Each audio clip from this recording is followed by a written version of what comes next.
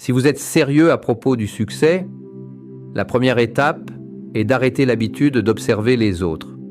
Il est facile de comparer leur réussite, leur mode de vie, leur rythme, et de se demander pourquoi vous n'y êtes pas encore. Mais chaque seconde passée à regarder vers l'extérieur est une seconde où vous ne construisez pas ce qui vous appartient.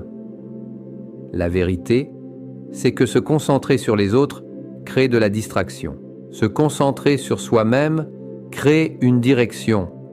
Lorsque vous cessez de courir après le rythme des autres et commencez à vous engager pleinement dans votre propre parcours, tout change.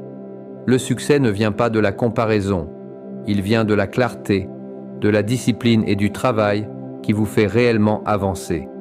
Dans les prochaines minutes, je vais partager les transformations intérieures qui distinguent ceux qui se focalisent sur eux-mêmes de ceux qui s'obsèdent des autres. Auprès de ceux qui se concentrent entièrement sur eux-mêmes, vous apprendrez à cesser de vous comparer, à faire taire le bruit des opinions extérieures et à entraîner votre esprit à rester centré sur votre propre chemin. Même lorsque les distractions vous entourent, imaginez un instant que vous vous tenez au centre de votre propre univers et que tout ce qui se passe tourne autour de vous. Tout ce que vous souhaitez accomplir, chaque vision que vous chérissez commence avec vous. Ce n'est pas une métaphore, c'est une vérité. Peut-être la vérité la plus puissante que vous comprendrez un jour.